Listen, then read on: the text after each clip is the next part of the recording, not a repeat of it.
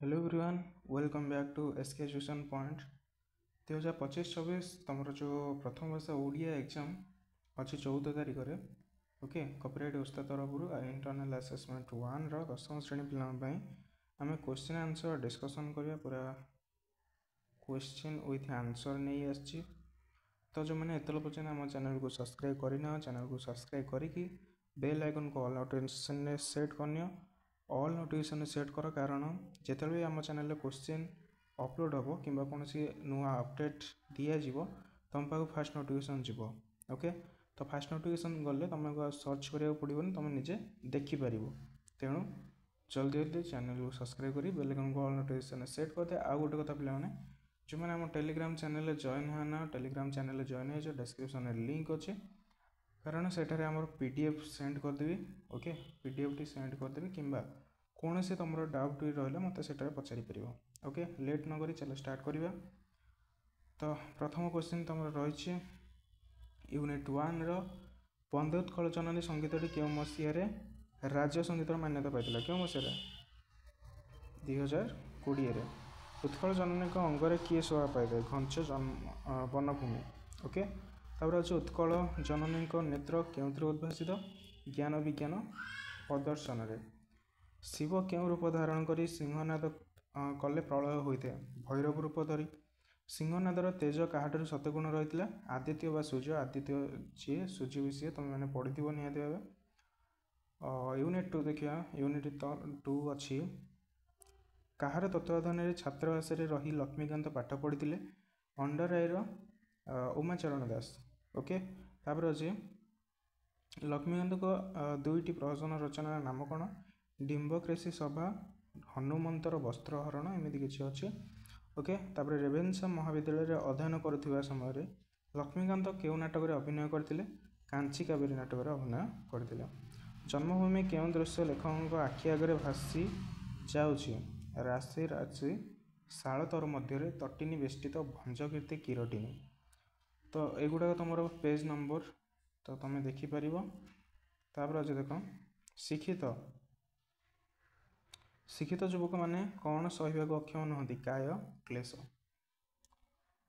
Next रही unit 3 क्योंठार Laxmikant को कांतकवि रूपे अभिहित करोटी Bhadrak high school.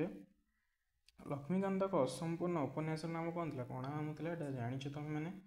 तापर कवि लक्ष्मीकांत क्या जुगावतार रूपे स्वीकार्य कवितार सूक्ष्य कवितार वर्णित कर किए महात्मा गांधी है। गांधी स्पेलिंग एमती लिख एमती नुह एमती लगे मार्क काटिदेवे सो एमती लिख। नेक्स्ट रही तुम सारांशर प्रश्न कि प्रकार परिवर्तन आसवा कथा प्राबंधिक आलोचना कि प्रकार मधुर संबंध। नेक्स्ट रही श्रीकृष्ण वंशर शेष अवस्था कौन होता कौन होता अतल जलती तले निम्नग्न हो जाता। तापर जो देख क्योंठार शीतल पवन बही था प्रवाहित होता है नदी तटरे शीतल पवन होता है कारण तुम जी जीव नदी समुद्र पुरी को जाइए निहत पुरी रे समुद्र पवन हो ना तो निहत शीतल पवन हो से खरा हो वर्षा हो से शीत दिने जो दिन भी जाओ निहत ठंडा पवन ही हो। नेक्स्ट रही समग्र विश्व में क्यों मैंने स्नेहभाजन हो पारि कवितार वर्णित अच्छे को मैंने ओडिशार गुणी ज्ञानी और विद्वान मैंने। नेक्स्ट रही क्यों सत्य करथिबा कथा देवी पार्वती को महादेव को स्मरण जन कराई अश्लेष दैत्य को मारी शिव को रक्षा करुवा समय जो मृत्यु करने कथा स्मरण कर सिंहनादर ज्योति को कवि क्या सहित तुलना कर आदित्य सहित तुलना कर। अच्छे दुर्योधन महालक्ष्मी निकट में क्यों प्रतिज्ञा करते सात रड़ी शुणी बोली प्रतिज्ञा करते। मल्टीपल असेसमेंट रही यूनिट 1। ओके, यूनिट 1 रही गाल्पिक केते वजन गंडी काठ गोदाम किणुते 2 क्विंटाल। पोखत समालोचक संपर्क में गल्प कौन वर्णना कर आधुनिक क्लिष्ट अपवाद कविता तन्न तन्न विश्लेषण कर अंतर्निहित सर्वतत्व प्रकट करने कथा। तापर लेखक निजक क्यों राज्यर लोक बोली कहते जंगल राज्यर लोक बोली कहते। केते समय मध्य काठ दियाटी प्राय अधा अधि काठ चिरी जाता घंटाए रु 1.5 घंटा मध्य ସେପରି ଭାବେ କୁରାଢ଼ୀଟି କେତେ କିଲୋ ଲୁହାରେ ତିଆରି ହେଉଥିଲା? 2 କିଲୋ। ଓକେ, ତ ଏତେବେଳେ ପର୍ଯ୍ୟନ୍ତ ବି ଯେଉଁମାନେ ସବସ୍କ୍ରାଇବ୍ କରିନା ଜଲ୍ଦି ଚ୍ୟାନେଲକୁ ସବସ୍କ୍ରାଇବ୍ କରି ନିହାତି ବେଲ୍ ଆଇକନ୍କୁ ଅଲ୍ ନୋଟିଫିକେସନ୍ ସେଟ୍ କରିବ, କେବଳ ତୁମ ଭଲ ପାଇଁ ହିଁ କୁହା ହେଉଛି। ଓକେ, ତାପରେ ଦେଖ 1 ନମ୍ବର ରହିଛି ବାକ୍ୟ ପାଇଁ ଆକାଂକ୍ଷାର ଆବଶ୍ୟକତା କାହିଁକି ଗୁରୁତ୍ୱପୂର୍ଣ୍ଣ ପ୍ରକାଶ କର। କାରଣ ପଦଗୁଡ଼ିକର ଅର୍ଥବୋଧକତା ପାଇଁ ବାକ୍ୟରେ ବ୍ୟବହୃତ ପଦଗୁଡ଼ିକର ପାରସ୍ପରିକ ସମ୍ବନ୍ଧକୁ କ'ଣ କୁହାଯାଏ? ଯୋଗ୍ୟତା କୁହାଯାଏ। ଗୋଟିଏ ଶୁଦ୍ଧ ବାକ୍ୟର ଆସକ୍ତିର ଆବଶ୍ୟକତା କାହିଁକି ଗୁରୁତ୍ୱପୂର୍ଣ୍ଣ? ବାକ୍ୟର ଭାବକୁ ସ୍ପଷ୍ଟ ଭାବେ ପ୍ରକାଶ କରିବା ପାଇଁ।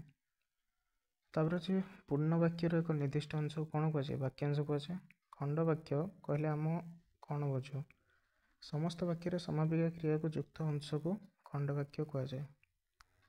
ତାପରେ ୟୁନିଟ୍ 3 ରହିଛି କେଉଁ ଗଳ୍ପ ସଂକଳନ ପାଇଁ କଥାକାର ପ୍ରଫେସର ବସନ୍ତ କୁମାର ଶତପଥୀ ଓଡ଼ିଶା ସାହିତ୍ୟ ଏକାଡେମୀ ଦ୍ୱାରା ପୁରସ୍କୃତ ହୋଇଥିଲେ? କେଉଁଟା? ଆଣ୍ଟି ରୋମାଣ୍ଟିକ୍ ହେଲା। ତାପରେ ଅଛି ଦେଖ ଗାଳ୍ପିକ କାଠୁରିଆକୁ କ'ଣ ଖାଇବାକୁ ଦେଇଥିଲେ? 2ଟି ବାସି ରୁଟି। ଆଧୁନିକ ମଣିଷର କେଉଁ ବାସ୍ତବ ଚିତ୍ର କାଠ ଗଳ୍ପରେ ଚିତ୍ରଣ କରାଯାଇଛି? କେଉଁଟା? ସ୍ୱାର୍ଥ ଓ ଶଠତା। ତାପରେ ଅଛି ଲେଖକଙ୍କର କାଠ ଚିରାଳି ଉପରେ କାହିଁକି ସନ୍ଦେହ ହୋଇଥିଲା? କାରଣ ବୟସ ଓ ଚେହେରାକୁ ଦେଖି ତାଙ୍କର ସନ୍ଦେହ ହୋଇଥିଲା। ମୋତି ଭୋ ଭୋ ହୋଇ ଭୁକି ଉଠିବାର କାରଣ କ'ଣ ଥିଲା? ଦରବୁଢ଼ା କାଠ ଚିରାଳିଟି ସଡ଼କରୁ ଲେଖକଙ୍କ ଘର ଆଡ଼କୁ ଆସୁଥିବାର ଦେଖିକି ମୋତି ଭୋ ଭୋ ହୋଇ ଭୁକି ଉଠିଥିଲା। ୟୁନିଟ୍ 4 ଅଛି ତମର ଶିକ୍ଷକ ଛାତ୍ରମାନଙ୍କୁ ନୀତି ଶିକ୍ଷା ପ୍ରଦାନ କଲେ ଉକ୍ତ ବାକ୍ୟରେ ମୁଖ୍ୟ କର୍ମ ଚିହ୍ନଟ କର। କେଉଁଟା? ନୀତି ଶିକ୍ଷା ହେବ ତମର। ତାପରେ ବାକ୍ୟରେ ସମ୍ବନ୍ଧ ପଦ କେତେବେଳେ ବିଭକ୍ତିଯୁକ୍ତ ହୋଇଥାଏ? ବ୍ୟକ୍ତିର ସମ୍ବନ୍ଧ ବୁଝିବାକୁ ବିଭକ୍ତିଯୁକ୍ତ ସେତେବେଳେ ହେବ। କ୍ରିୟା ସକର୍ମକ ହୋଇଥିଲେ ବାକ୍ୟରେ କର୍ମପଦଟି କେଉଁଠାରେ ବସିଥାଏ? ପୂର୍ବରୁ ବସିଥାଏ। ଭାବ ପ୍ରକାଶ ଦୃଷ୍ଟିରୁ ବାକ୍ୟ କେତେ ଭାଗରେ ବିଭକ୍ତ କରାଯାଇଛି? 5 ଭାଗରେ। ଆବଶ୍ୟକତା ସମୟରେ ଯେ ସାହାଯ୍ୟ କରେ ତାକୁ ଉପଯୁକ୍ତ ବନ୍ଧୁ କୁହାଯାଏ। ଏହା ଏକ କେଉଁ ପ୍ରକାର ବାକ୍ୟ? ଜଟିଳ ବାକ୍ୟ ହେଲା। ତାପରେ ଆସ୍ପିରେସନାଲ କମ୍ପୋନେଣ୍ଟ ରହିଛି ଚୟନ କରିଥିବା ପୁସ୍ତକର ପାଠ୍ୟବସ୍ତୁ ସମ୍ପର୍କରେ ଏକ ସଂକ୍ଷିପ୍ତ ବିବରଣୀ ପ୍ରଦାନ କର। 2ରେ ଅଛି ଏକ ନିର୍ଦ୍ଦିଷ୍ଟ ଅଧ୍ୟାୟ ବା ଦୃଶ୍ୟର ସାରାଂଶ ସଂକ୍ଷେପରେ ଲେଖ ଯାହାକି ଶିକ୍ଷକଙ୍କ ଦ୍ୱାରା ଅଧ୍ୟାୟଟି ଚିହ୍ନଟ କରାଯିବ। ତୁମ ଶିକ୍ଷକ ଯାହା ଦେବେ ତୁମେ ସେଇ ଅଧ୍ୟାୟରୁ ମାନେ ସାରାଂଶ ଲେଖିବ। ଓକେ, ଏତିକି ଥିଲା ତୁମର କ୍ୱେଶ୍ଚିନ୍ ଆନ୍ସର୍। ତ ନେକ୍ସଟ ଭିଡ଼ିଓରେ ଦେଖିବା। ଆଉ ସବୁ ଆମର କ୍ୱେଶ୍ଚିନ୍ ଅଲରେଡ଼ି ଅପଲୋଡ଼ ସରିଲାଣି। ଯେଉଁମାନେ ଦେଖିନା ଯାଇକି ଦେଖିନିଅ ହେଲା। ଆଉ ବାକି ରହିଲା କମେଣ୍ଟ କର ଯେଉଁମାନେ ଲାଷ୍ଟ ପର୍ଯ୍ୟନ୍ତ ଭିଡ଼ିଓକୁ ଦେଖିଛ, ଲାଇକ୍ କର, ନିଜ ସାଙ୍ଗମାନଙ୍କ ପାଖକୁ ସେୟାର କରିନିଅ। ଆଉ ହ୍ୱାଟ୍ସଆପ୍ ଚ୍ୟାନେଲ୍ ବି ଦେଇଛି ଯେଉଁ ଡିସ୍କ୍ରିପ୍ସନରେ ଜଏନ୍ ହେଇଯାଅ। ରହିଲି, ବେଷ୍ଟ ଅଫ୍ ଲକ୍।